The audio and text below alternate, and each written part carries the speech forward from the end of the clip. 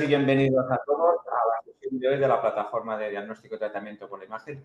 Hoy como ponente tenemos a Adrià Roset, radiólogo especialista en imagen cardiotorácica en Girona, y que nos va a hablar de un tema muy interesante que, como ya he ido comentando también ahora en el coloquio inicial con Carmen Trinidad y Carlos como expertos sobre el tema, es la dificultad que a veces conlleva el diagnóstico de las complicaciones cardiovasculares y pulmonares relacionadas con el consumo de droga, básicamente porque se pueden solapar con otras enfermedades que pueden coexistir y también por la dificultad de conocer el antecedente del consumo. Os animo a que pongáis vuestras preguntas en el chat, comentarios, y al final de la sesión pues lo transmitiré a Adrià. También estará, pues, como os he comentado, Carmen y Carlos, que seguro que aportarán también su grado de experiencia a la sesión. Sin más preámbulos, Adrià, adelante, todo tuyo. Pues nada, buenos días a todos. Muchas gracias, Víctor, por la introducción. Y os presento el tema de hoy, que como veis en pantalla, pues son las complicaciones cardiovasculares y pulmonares de las drogas recreativas. Es un tema que considero que es de alta importancia para los radiólogos, porque aunque puede que el tema de las drogas nos suene a algo del pasado, realmente los últimos informes dicen que el consumo está aumentando y que además la disponibilidad de las distintas sustancias también va en incremento. Y como radiólogos, pues necesitamos tener la capacidad de reconocer estas complicaciones para muchas veces poder sugerir este origen, ¿no? Y ser los primeros en dar el diagnóstico. En cuanto a la organización de la charla, va a tener dos partes diferenciadas. La primera parte va a ser más teórica, de unos 10 minutos de introducción a los distintos tipos de drogas recreativas y sus complicaciones. Y luego la segunda parte va a ser más práctica, con 5 casos que mezclan complicaciones cardiovasculares y pulmonares. Vamos allá. Y antes de entrar en el tema de las drogas recreativas ilegales, que son las que nos centraremos, tenemos que diferenciar cuáles son las legales, ¿no? Que son conocidas por todos, son las que veis en la imagen, que son el café, el alcohol y el tabaco, consumidas a diario por mucha gente y que suelen ser, pues, de consumo social o por placer, etcétera, y con unas consecuencias para la salud, pues, ampliamente establecidas y conocidas por todos, y que no vamos a focalizarnos en esta charla. En cambio, tenemos las drogas recreativas ilegales, que a nivel, pues, global son menos consumidas que las legales, pero tienen unas consecuencias para la salud que pueden ser mucho más graves. Las vamos a dividir en 4 grupos. En la primera columna tendríamos lo que son los estimulantes, ¿no? La primera foto correspondería a la cocaína y en la segunda foto tendríamos las anfetaminas, en este caso el MDMA. Un segundo grupo sería los opioides, en este caso representado por la heroína. Y a un tercer grupo sería el cannabis, que es la droga recreativa ilegal más consumida, aunque sabemos que es legal en algunos países. Y finalmente la última foto pretende representar todas aquellas nuevas drogas sintéticas que van emergiendo día a día en el mercado de las drogas y que, bueno, no conocemos muy bien sus efectos, pero vale la pena, pues, saber de ellas porque nos las vamos a ir encontrando más frecuentemente y tienen que ir sonándonos. Por ejemplo, serían la ketamina. También se consumen mucho últimamente las catinonas o también tenemos el cannabis sintético, entre otras. Vamos ya a focalizarnos con cada tipo de droga recreativa. La primera de la que hablaremos es la cocaína. La cocaína, después del cannabis, es la más consumida dentro de las que hablaremos. Y se empezó a usar a finales del siglo XIX. Empezó usándose como un anestésico local para las cirugías. Y pronto, pues, la gente empezó a consumirla después de forma recreativa. Actualmente, pues, su tráfico está incrementando en Europa, es lo que dicen los últimos informes, y tiene un alto potencial de abuso, por lo que tenemos que estar atentos a sus complicaciones también a largo plazo. A nivel fisiopatológico, la cocaína es un agente simpático mimético que es muy potente y que además puede ser consumido por distintas vías, ¿no? Tenemos la vía intravenosa, la vía snifada, que quizá es la que nos suena más, y también puede fumarse en una forma de cocaína que se conoce como el crack. En cuanto a las complicaciones, las veis representadas en esta ilustración. Como hemos dicho, pues tiene un efecto simpático mimético muy importante, por lo tanto, nos dará complicaciones a nivel cardiovascular que pueden derivar, por ejemplo, en edema pulmonar cardiogénico. En el otro pulmón tenéis representado lo que vendría a ser la hemorragia pulmonar, que es una afectación que en inglés se conoce como el crack lung y que se da pues, en fumadores de esta droga, y la presentación pues, puede ser muy parecida a un edema pulmonar, pero sin el derrame pleural. Y también es importante mencionar pues, el incremento del riesgo de disección aórtica en estos pacientes y, muy importante, el riesgo de vasospasmo coronario e incluso de promoción de un estado protrombótico que nos puede llevar a infartos de miocardio. Vamos con el siguiente grupo de drogas, que son las anfetaminas. Igual que la cocaína, forman parte de los estimulantes, pero en este caso se trata de drogas sintéticas. Su uso empezó a principios del siglo XX y empezaron a usarse pues, sobre todo en el ámbito militar para aumentar el rendimiento, más o menos en la época de la Primera Guerra Mundial. Actualmente son consumidas mayoritariamente de uso recreativo, pero también están aprobadas algunas de ellas para uso médico, ¿no? Por ejemplo, tratamiento de trastornos como el TDAH. En cuanto a la fisiopatología, pues es parecida a la de la cocaína, son simpático-miméticos, que en este caso son agonistas de los receptores de noradrenalina y de dopamina. Y dentro del espectro de drogas que forman parte de las anfetaminas, pues nos tienen que sonar, por ejemplo, la metanfetamina y también el éxtasis, conocido como MDMA. Cuanto a las vías de consumo, las más frecuentes son la vía oral y la vía intravenosa, aunque también pueden ser fumadas. Y si hablamos de las complicaciones de estas drogas, pues son parecidas a las de la cocaína. Podemos tener edema pulmonar de origen cardiogénico por todas estas complicaciones a nivel cardiovascular. Como vemos aquí, está tratando de representar una silueta cardíaca ensanchada, ¿no? Por el riesgo de miocardiopatía a largo plazo. Y al igual que la cocaína, pues tiene también su riesgo de vasospasmo coronario, que nos puede dar lugar a infartos de miocardio. E incluso se describe también un aumento de la prevalencia de trombos intraventriculares y, en casos de abuso crónico, también de hipertensión pulmonar arterial. Seguimos con el grupo de los opioides.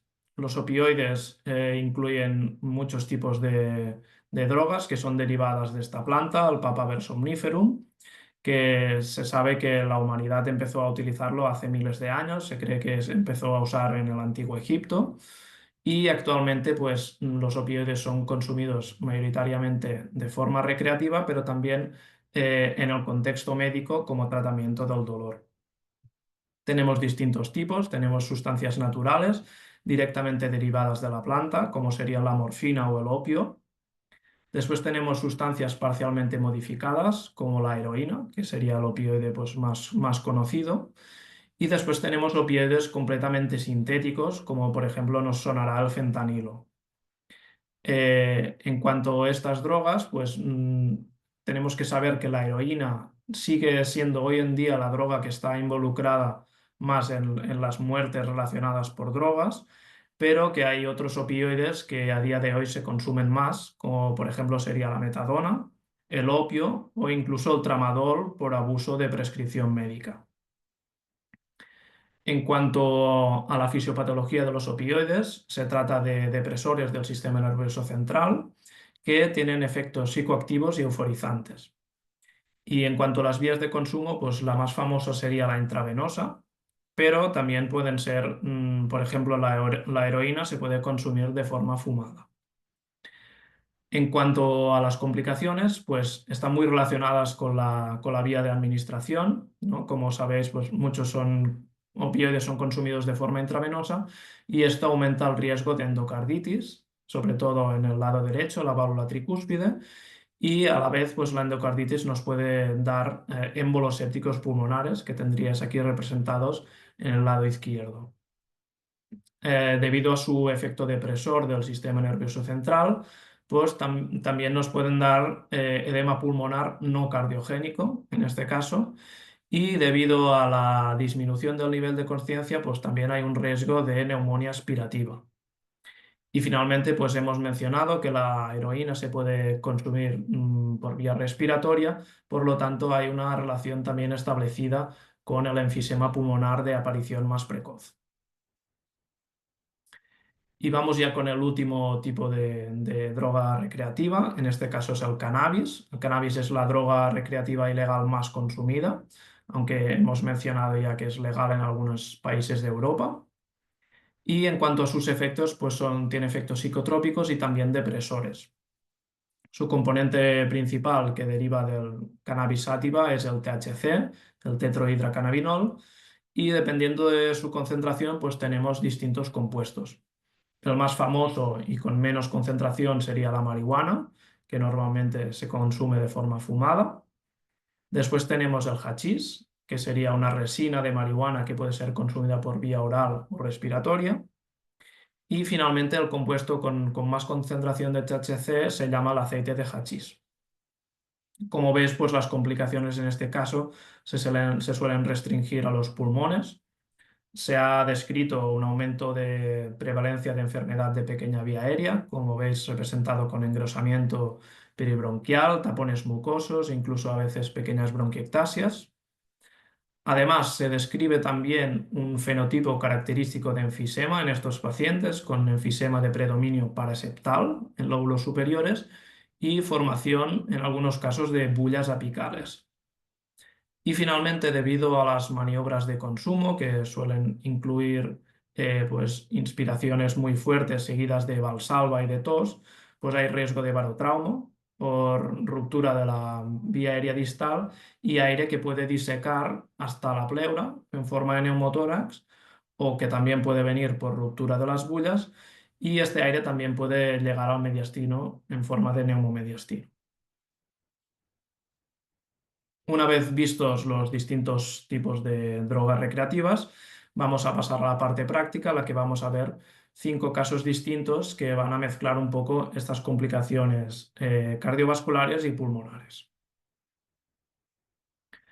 Vamos con el primer caso. Se trata de un hombre de 52 años que sabemos que es consumidor habitual de cocaína y que se presenta en el servicio de urgencias con dolor torácico y aumento de troponinas.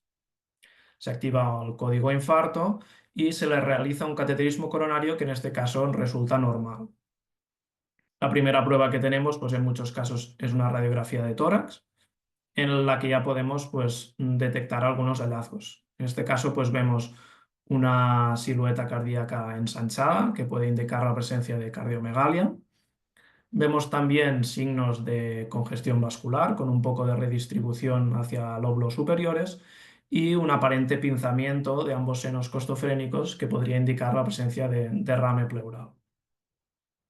En este paciente, pues, dado que el cateterismo coronario fue normal, se ingresó para estudio y se acabó realizando una resonancia cardíaca, que ves a continuación, perdón, en la cual destaca pues, una dilatación biventricular mucho más marcada en el lado izquierdo y vemos que la contractilidad está muy afectada, con una disfunción severa en el lado izquierdo, con un miocardio que prácticamente no se mueve y una disfunción también en el lado derecho, que aunque no es tan grave, también no está funcionando completamente normal. Además, se realizaron secuencias de realce tardío que tenéis a continuación y aquí vemos distintos hallazgos, ¿no? Vemos áreas de realce tardío, de distribución subendocárdica y transmural en distintos territorios que en este caso se atribuyeron a infartos, ¿no? Y lo característico es esto, que afectan a distintos territorios. Vemos uno más subendocárdico en la pared lateral basal. Luego tenemos otro que es más anterolateral, basal y medio. Y tenemos uno inferoseptal que afecta la porción media, ¿no? Y luego los vemos el anterolateral y el inferoseptal en el plano dos cámaras. En este caso, pues teníamos seguramente un componente isquémico de disfunción por estos infartos en el contexto de consumo de cocaína y seguramente también había un componente de miocardiopatía pues establecida ya por el consumo crónico de cocaína. Este caso, pues lo que nos enseña es cómo puede ser la presentación de infartos en consumidores de cocaína, que como hemos dicho desde el punto de vista fisiopatológico se producen por vasoconstricción coronaria, por lo que el cateterismo puede ser normal, y además la cocaína nos induye un estado protrombótico en el cual se pueden dar eventos embólicos y nos explicaría pues la presencia de infartos en distintos territorios coronarios. Decir además que en este caso los cambios electrocardiográficos y las troponinas no son del todo fiables, ya que se ha visto que se pueden elevar incluso en ausencia de isquemia. Vamos con el segundo caso. Tenemos un hombre de 42 años que en este caso es consumidor habitual de anfetaminas y no tiene una presentación aguda, sino que acude más a urgencias por unos síntomas de insuficiencia cardíaca ya de larga evolución. Se le hace una placa de tórax y en este caso pues vemos hallazgos parecidos al caso anterior, pero con algunas diferencias. Tenemos una silueta cardíaca que quizá está al límite alto de la normalidad. Tenemos unos cilios vasculares bastante prominentes, quizá algo de redistribución en campos superiores y podemos observar, si hacemos también un poco de zoom, algunas líneas de Kerley en las bases pulmonares que nos indicarían pues, un componente de edema pulmonar intersticial. En este paciente también se realizó una resonancia cardíaca, que tenéis a continuación, en la cual pues, también vemos un ventrículo izquierdo severamente dilatado, aunque la disfunción no es tan marcada como en el caso anterior, y vemos un ventrículo derecho que en este caso pues, sí funciona correctamente. Tenemos las secuencias de realce tardío, que en este caso pues, demostraron un patrón de fibrosis no isquémico con un leve realce mesocárdico en el septo basal y quizá también un foco de fibrosis focal en el punto de inserción inferior entre el ventrículo derecho y el ventrículo izquierdo. En este caso, pues el paciente fue diagnosticado de una miocardiopatía por metanfetaminas, que ha sido clásicamente descrita, y que puede tener una presentación aguda con episodios de tipo miocarditis o una presentación más crónica, como en este caso, con síntomas de insuficiencia cardíaca. Es frecuente en estos pacientes, en las secuencias de realce tardío, pues encontrar áreas de fibrosis no isquémica, como hemos visto, pero también pueden tener áreas de fibrosis isquémica, ¿no? Por eventos previos silentes. Y como veis en este caso de la literatura, pues se ha descrito también un aumento de la prevalencia de trombos intraventriculares por la disfunción ventricular asociada y la disminución de la movilidad. Seguimos con otro caso. Tenemos un paciente joven, un hombre de 28 años, que sabemos que ha consumido cocaína recientemente y nos viene de nuevo pues, con una clínica parecida al primer caso, de un dolor torácico. Se activa el código infarto y se le hace un cateterismo que en principio no muestra lesiones, pero que parece que se identifica una raíz aórtica dilatada, por lo que al paciente se le deriva a hacer un TAC urgente para descartar una disección. Aquí tenéis, pues, como introducción lo que sería la ventana de pulmón en plano coronal, en el cual, pues, igual que los casos anteriores, vemos por TAC lo que serían signos de edema alveolo intersticial, con áreas en vidrio lustrado y engrosamiento septal, ¿no? Con cierto predominio en bases. Si vamos ya a la patología importante, pues lo que se vio es una disección aórtica que afectaba a la raíz aórtica y ante estos hallazgos pues se decidió realizar un estudio sincronizado pues por el alto artefacto de movimiento que afecta a esta zona de la aorta. Y lo que se vio es que el flap de disección se extendía desde la válvula aórtica hasta más o menos la altura de los senos de Valsalva y que, importante, afectaba el origen del tronco común de la coronaria izquierda. Y también en este plano vemos como el flap de disección llega muy cerca del origen de la arteria coronaria derecha.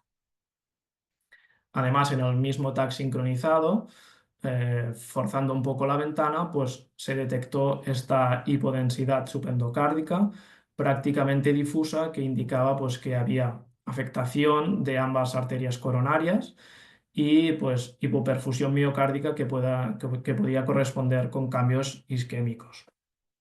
En este caso, pues tenemos una disección aórtica en un paciente muy joven, por lo tanto se presume que está asociada al consumo reciente de cocaína. Y decir pues que estas disecciones asociadas a cocaína no se pueden distinguir de otras disecciones, pero que la clave es que se dan en pacientes más jóvenes de lo esperado y que además se describe un aumento de la prevalencia de disección tipo B de Stanford, aunque en este caso era un tipo A. También en cuanto al manejo médico, es importante saber que en estos pacientes los beta bloqueantes están contraindicados por el riesgo que tienen de empeorar la vasoconstricción coronaria. Pasamos al cuarto caso. También tenemos un paciente joven, un hombre de 27 años. En este caso es consumidor de heroína por vía intravenosa y se presenta en urgencias con una clínica de fiebre, poliartralgias y dolor torácico. Se le realiza una analítica que muestra parámetros de sepsis con leucocitosis y aumento de la PCR y más tarde se le hacen unos hemocultivos que resultan positivos para Staphylococcus aureus. Tenemos aquí la radiografía de tórax en la que ya podemos detectar algunas alteraciones. Tenemos opacidades pulmonares bilaterales de predominio periférico y más o menos morfología nodular. Aquí vemos una de ellas y aquí otra bastante evidente. Y luego tenemos también un pinzamiento del seno costofrénico izquierdo que podría corresponder con derrame. Y adicionalmente pues vemos esta vía central que está correctamente posicionada. En este paciente, pues como en muchos otros, se sospechó un TEP y se le pidió un angioTAC. En el angioTAC pues se descarta el TEP, pero sí que vemos otros hallazgos, ¿no? Que se corresponden un poco con lo que ya intuíamos en la radiografía de tórax. Lo que vemos pues son nódulos pulmonares que están cavitados, tienen una distribución periférica y si nos fijamos por ejemplo en este, vemos un signo característico de esta patología, que es el signo del vaso nutricio, en el cual vemos un vaso llegar directamente hasta el nódulo periférico y cavitado y esto es pues bastante sugestivo de que se trate de émbolos sépticos. Aquí tenemos el plano coronal, donde vemos estos nódulos que éramos capaces de intuir en la radiografía de tórax y también vemos el pinzamiento del seno costofrénico izquierdo.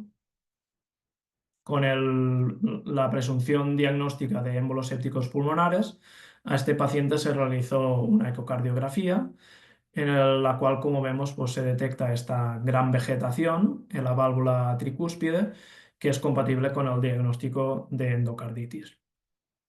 Y bueno, tenemos un caso de endocarditis y émbolos sépticos pulmonares en un consumidor de droga por vía parenteral y pues en estos pacientes es una complicación prevalente la posibilidad de tener endocarditis por la entrada, por el uso sobre todo de inyecciones no estériles, ¿no? Y la puerta de entrada de los microorganismos que acaban pues quedándose atascados en la válvula tricúspide y de allí del ventrículo derecho embolizan al pulmón.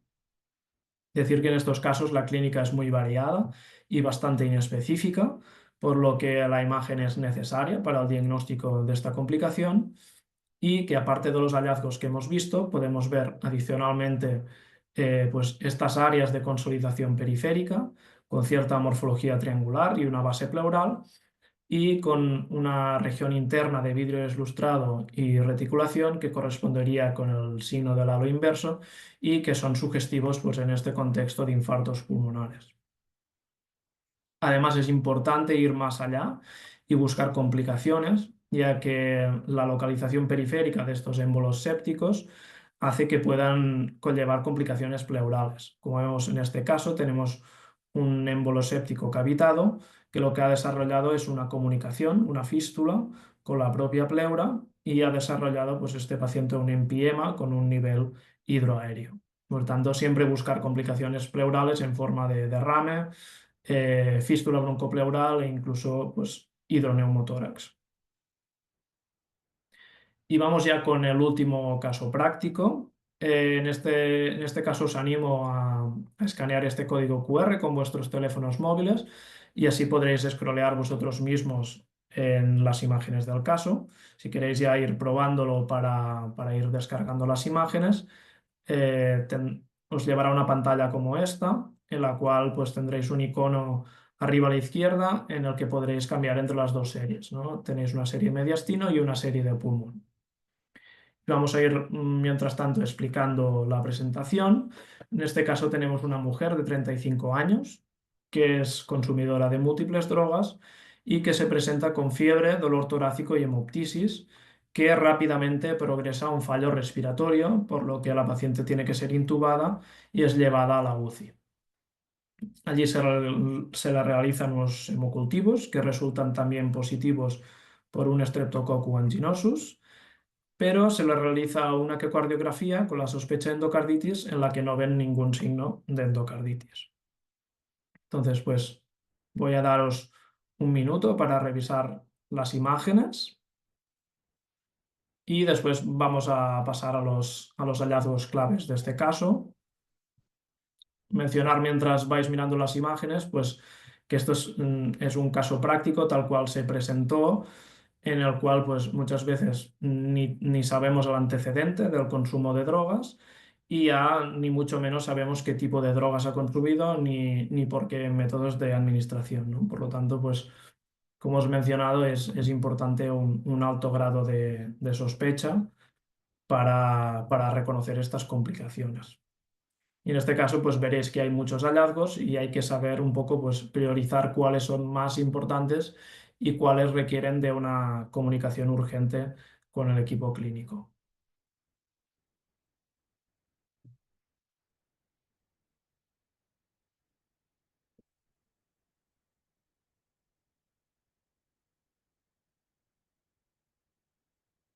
Muy bien, pues pasamos ya a ver los hallazgos de este caso.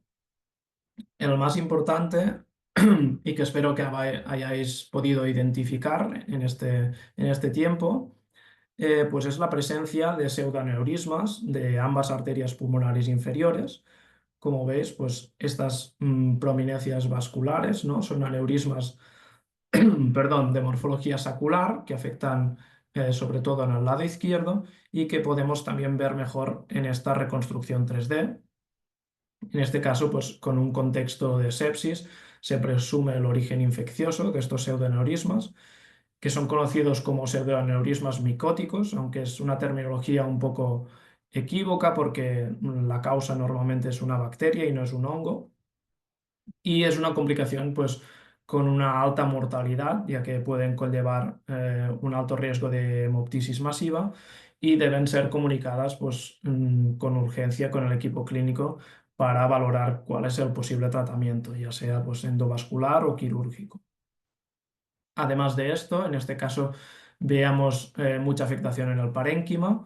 Quizá lo que primero nos llama la atención es la presencia de cavitaciones en el lóbulo superior derecho, ¿no? Se trata de presumiblemente una neumonía cavitada y con el hecho de tener unos hemocultivos positivos, pues no podemos descartar que el origen sea por embolismo, ¿no? Por embolismos sépticos. Además, vemos áreas de hemorragia, perdón, áreas de vidrio deslustrado con engrosamiento septal, que en el contexto pues, sugieren hemorragia, ¿no? Tenemos una paciente con hemoptisis y además con pseudoneurismas, pues vamos a pensar que estos son áreas de hemorragia.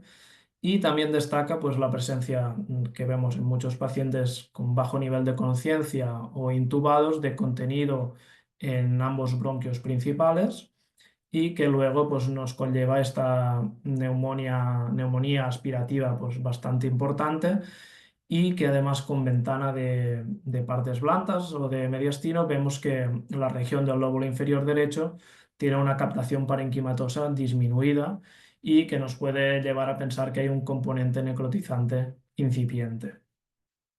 Por lo tanto, vemos un caso con múltiples hallazgos, difícil de entrada, y más si no disponemos de un contexto clínico adecuado, pero que hay que saber reconocer que la complicación más importante aquí y potencialmente mortal son los pseudoneurismas de ambas arterias pulmonares lobares inferiores, la presencia después de neumonía cavitada con áreas de hemorragia alveolar y la complicación también en forma de neumonía aspirativa.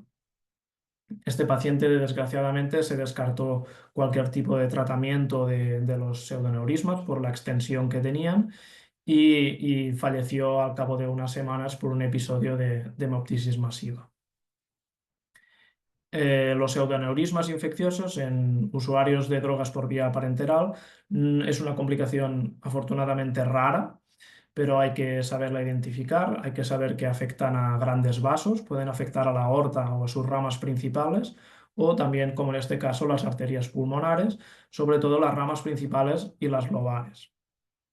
Decir que suelen ser pseudoneurismas de morfología sacular, a diferencia de los aneurismas no infecciosos, que suelen ser fusiformes, pero que el único signo que nos puede ayudar a diferenciar de un pseudoneurisma infeccioso de uno que no lo es la presencia dentro del propio pseudoneurisma de aire, pero desafortunadamente es un signo poco frecuente y que veremos muy pocas veces. Y como os he dicho, pues recordar que son complicaciones con alta mortalidad, que pueden conllevar a una ruptura letal o en el caso de las arterias pulmonares a una hemoptisis masiva.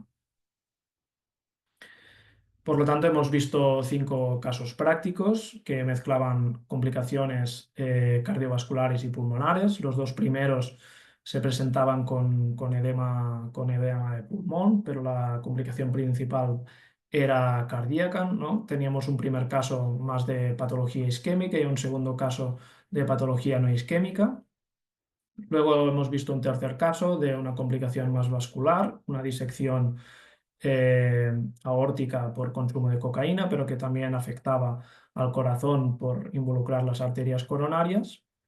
El cuarto caso era el caso de los embolismos sépticos, ¿no? Derivados de una complicación cardíaca como es la endocarditis por consumo de drogas por vía parenteral, que derivaban en una complicación vascular y pulmonar en el pulmón. Y finalmente el último caso que hemos visto que tenía un amplio rango de complicaciones, pero que la más importante era de tipo vascular. Si nos hemos fijado, pues en casi todos los casos eran pacientes muy jóvenes, de 20, 30 o 40 años. Por lo tanto, son patologías graves que no esperaríamos en esta edad y que aunque la historia de consumo pues, estaba disponible por el motivo de la presentación, puede ser que en el momento de informar las imágenes no lo esté. Por eso necesitamos este alto grado de sospecha para poder, pues nosotros, o hablar directamente con el equipo clínico y sugerirlo, o como mínimo ser capaces de reconocerlo, ya que podemos ser nosotros los primeros en sugerir el diagnóstico.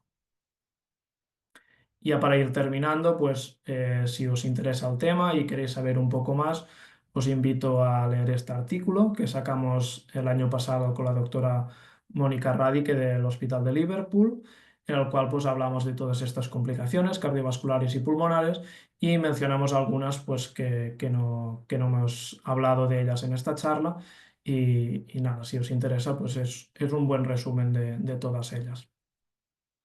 Y nada más, esto ha sido todo. Espero que os haya gustado la charla y damos pase a las preguntas que voy a intentar responder. Muy bien, Adrián, muchas gracias por esta excelente revisión, no solo de los hallazgos, sino también toda una revisión epidemiológica y fisiopatológica, ¿no? De las alteraciones cardiopulmonares que pueden realizar todo este consumo de drogas. Y esta conexión que has hecho que existe tanto en el consumo de drogas como en otras patologías, ¿no? Entre la patología cardiovascular y pulmonar. Realmente excelente. Hay varias preguntas en el chat, pero primero quería dar paso de palabra al panel de expertos que tenemos hoy, conformado por Carmen Trinidad y Carlos Muñoz, para que nos den su visión, sus aportaciones, alguna pregunta o comentario a la revisión que ha hecho Adrián. ¿Quién comienza? Carmen, adelante.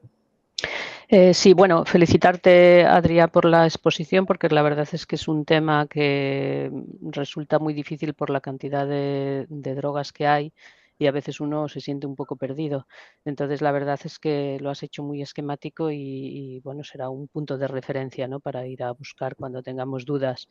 A mí lo que me parece, quizás un poco como comentario, la parte de las drogas que has comentado que se utilizan como fármacos, pues como la morfina, el fentanilo y todo este tipo de drogas, ¿no? Que quizás las sospechamos menos porque forman parte de los fármacos que toman los pacientes y que parece que las consideramos menos drogas de abuso, ¿no? Y que tendremos que tener pues muy en cuenta. Luego también, pues quizás esos pacientes jóvenes con múltiples, con una afectación muy abigarrada, ¿no? Que tienen pues infecciones muy llamativas para la edad y para gente que no tiene factores de riesgo, no son inmunodeprimidos y tal, ¿no? Y sobre todo cuando hay una afectación del corazón derecho, ¿no? De las cavidades cardíacas derechas y los embolismos sépticos, ¿no? Quizás es la parte más llamativa, ¿no? A tener en cuenta. Porque yo creo que muchas veces te encuentras con el caso y no se sabe nada de momento, ¿no? Tienes que ir luego a preguntarlo o a sospecharlo. Sí, sí, toda la razón. Yo creo que el caso de la endocarditis y los émbolos sépticos es uno de los que pues, que nos hace saltar la alarma más rápidamente de que ahí puede haber consumo por drogas por vía parenteral, pero los otros casos es difícil si no se dispone de la información que muchas veces llega más tarde de la prueba de imagen, pues es difícil, ¿no? Pero ya digo, la clave para mí es la edad de los pacientes y encontrar pues algo, una desproporción, ¿no? Entre la edad y la complicación. Muy bien, gracias a Carlos. En primer lugar, felicitar a Adrià. Me parece que has puesto el tema muy bien. Creo que lo más importante para mí es que nos hace pensar en esta patología que muchas veces, pues a lo mejor por lo, digamos, no habitual, por lo menos en nuestro medio no es demasiado habitual, pues a lo mejor no pensamos en ella, sobre todo porque nos encontramos con una patología poco habitual y sin información clínica, que es un poco lo que apuntaba Carmen, ¿no? Entonces, hay veces que, claro, cuando ves imágenes cavitadas y tal, bueno, pues eso sí que te hace la bombilla, ¿no? De repente, o sea, sí que piensas, ¿no? Pero en un patrón de edema, en un patrón de hemorragia pulmonar, puede tener tantas causas que necesitas información clínica para afinar, ¿no? Eh, ¿Tú te atreverías, Adrià, a hacer, digamos, como un mini checklist de 3 preguntas o 3 cosas, digamos, que nos debe, has apuntado la edad, hay determinados tipos de patología, ¿no? Como la endocarditis derecha y tal. ¿Te atreverías digamos, cuando te enfrentas a un caso así que no sabes por dónde cogerlo, a hacerte o buscar 3 hallazgos o 2 hallazgos, o algo que nos haga poner las orejas y decir, uff, esto puede ser y a lo mejor no lo han considerado, porque el paciente a lo mejor puede venir inconsciente a urgencias, cosas de este tipo?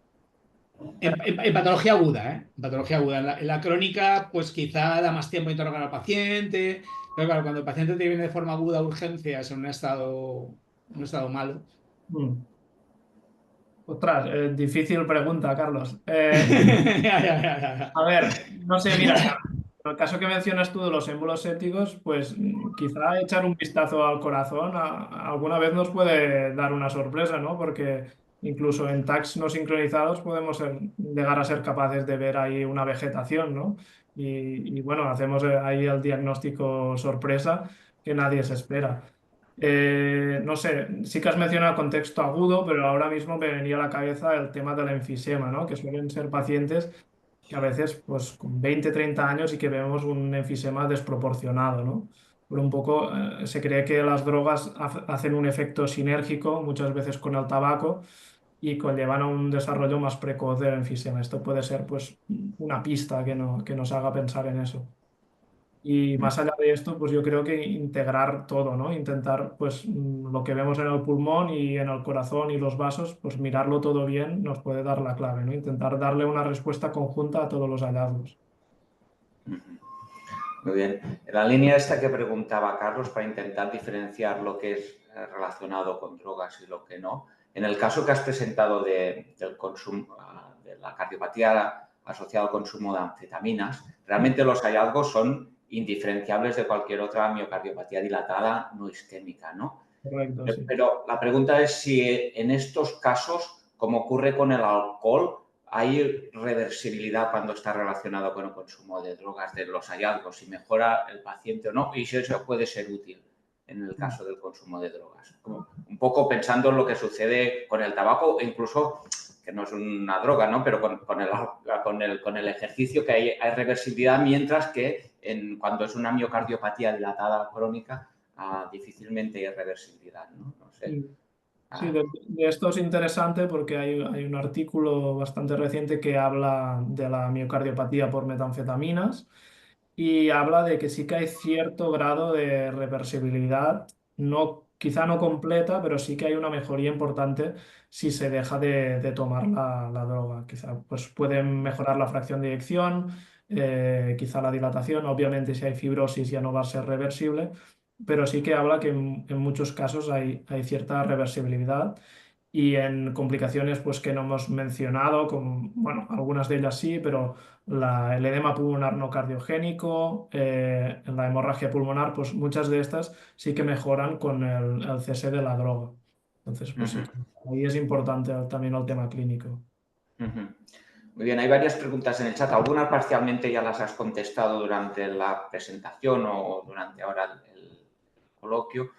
Pero hay una que yo creo que es interesante, que es sobre cómo debemos tratar la descripción de los hallazgos en el informe, ¿no? Aparte de informe estructurado, sí o no, cómo debemos describir, si no estamos seguros, la probabilidad del consumo de drogas o no, si lo debemos poner en el informe. Esto es sensible, esta información desde el punto de vista no tanto legal, ¿no? Pero también de repercusiones que puede tener. Adrià, ¿hay alguna guía, algún consejo o cómo debemos tratar esta información que puede ser sensible, ¿no? Sí, es un tema complicado y yo, claro, solo aquí creo que no hay guías sobre cómo hacer estas cosas y yo puedo dar aquí mi opinión personal. Yo creo que es demasiado arriesgado ponerlo en un informe y quizá pues lo comunicaría de forma verbal con el clínico responsable, ¿no? En plan, oye, echa un vistazo a los tóxicos, si puedes comprobar o con historia clínica, porque esto no me acaba de cuadrar con la del paciente. Vamos a descartar esto, aunque la posibilidad no sea muy alta. Yo creo que escribirlo en el informe bueno, es un conflicto ético importante, ¿no? Porque más hoy en día con los pacientes con acceso a los informes, pues te puedes meter en problemas, pero no sé, quizá hay opiniones diferentes en la sala. ¿Qué pensáis, Carlos, Carmen, en vuestra experiencia? ¿Os habéis encontrado en una situación de estas? A veces se utilizan un poco eufemismos, ¿no? para referirse a ello, como cuando hablas de las complicaciones de algunos productos estéticos o tal, ¿no? No sé, ahora no me viene a la cabeza, pero quizás pues que pueda ser secundario a la administración de algún agente externo o alguna cosa así, ¿no? No sé si vosotros lo utilizáis. La verdad es que nosotros no tenemos mucha incidencia de casos de este tipo. No es muy prevalente o quizás se nos están pasando. Ahora estaremos un poco más pendientes, ¿no? Pero se me ocurre que se podría utilizar algún tipo de eufemismo. Sí. Por ejemplo, en cuanto a los enfisemas bullosos gigantes en gente joven que alguno hemos visto, pues no sé, a mí se me ocurre, vamos, yo creo haberlo utilizado como inhalación de sustancias no tabaco, punto. O algo así, o no sé, fumador no tabaco. Algo Sí, así. en las, El en las problema necrosis de los tabiques también se utilizan, ¿no? Ese tipo sí. de expresiones. El tema es cuando la persona que te ha pedido la prueba, sobre todo no en una situación aguda, que el paciente está en urgencia y tal, sino que es un paciente que le haces un estudio ambulante o lo que sea y no tienes cerca o no tienes un buen acceso a contactar con la persona que te lo ha pedido. Si es un compañero del hospital es mucho más sencillo. Entonces, o sea, de alguna manera, si tú intuyes, o sea, yo reviso la historia clínica, claro.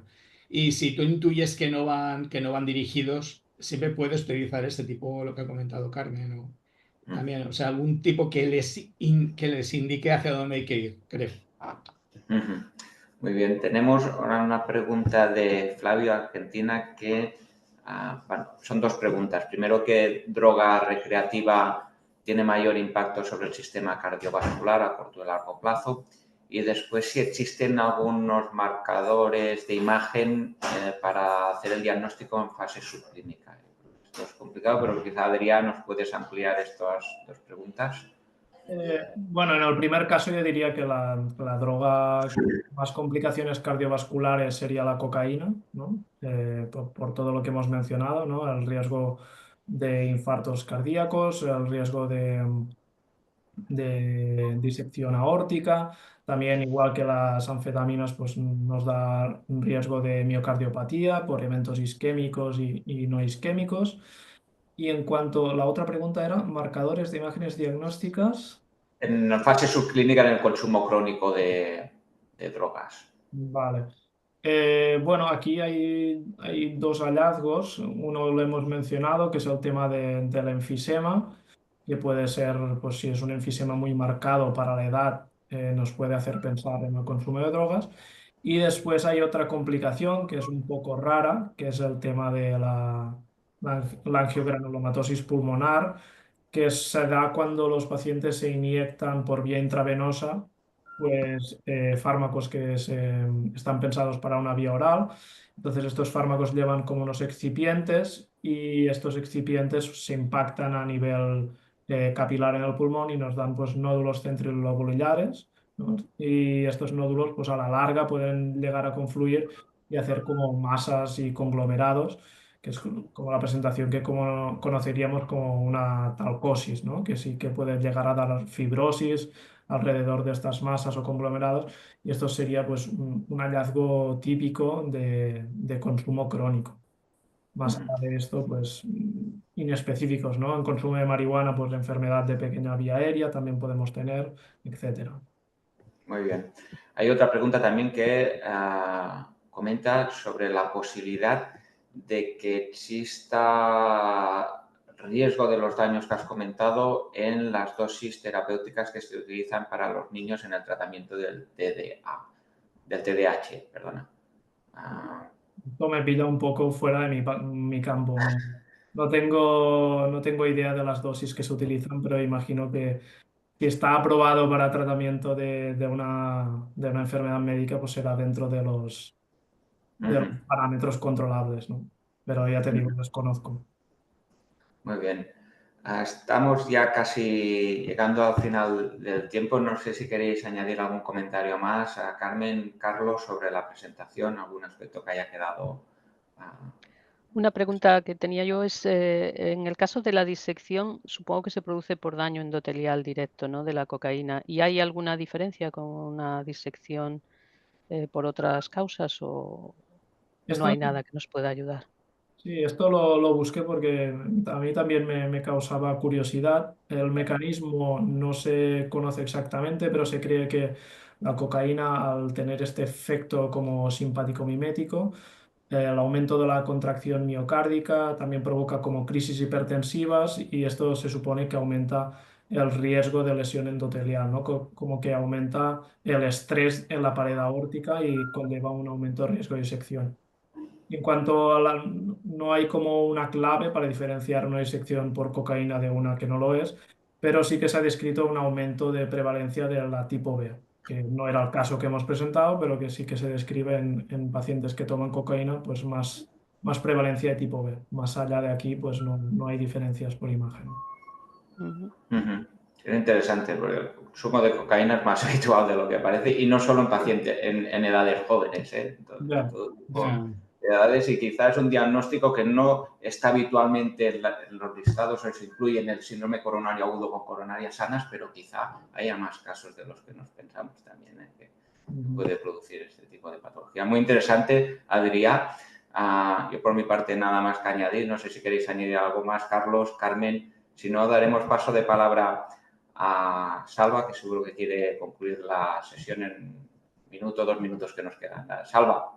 Perfecto. Bueno, como siempre, muchísimas gracias, Víctor, por tu excelente moderación. Salva, tienes el micro subido, que no se te oye bien. Perdón. Sí, perdonad. Sí, muchas gracias, Víctor, por tu excelente moderación. También muchas gracias, Carmen, Trinidad y Carlos Muñoz. Me han gustado mucho vuestros comentarios y Adrián, yo creo que muy docente. La verdad es que, como ha dicho Víctor, los estudios que salen en prensa muestran la alta incidencia de consumo de estas drogas recreativas en nuestra sociedad. Tenemos que ser conscientes de eso y no infravalorar el diagnóstico. Y yo creo que el artículo del European Journal of Radiology creo que vale la pena que todo lo tengamos de cabecera, ¿no? Por si vemos un caso y que lo podamos un poco consultar. Por lo tanto, no sé, Adrián, muchísimas gracias. No sé si quieres decir algún comentario final a la audiencia, Adrián. No, nada más por mi parte, agradecer la atención a la audiencia y la oportunidad de la charla. Y también, pues, gracias a Víctor por la moderación y a Carlos y Carmen por los comentarios. Perfecto. Seguro que Víctor cuenta contigo para más sesiones. Simplemente comentaros que mañana tenemos a la doctora Alisa Turandaeva y la doctora Noa Pascual, una radióloga y otra pediatra del Hospital Trueta de Girona, que van a hablar de revisión de las tumoraciones palpables en los pacientes pediátricos. Estáis todos invitados, que tengáis un gran día. Gracias, Carlos, gracias, Carmen, gracias, Adrián, gracias, Víctor, gracias, Dani. Nos vemos. Un saludo a todos. Nos vemos. Adeu. Un saludo, buenos Ahora. días. Adiós.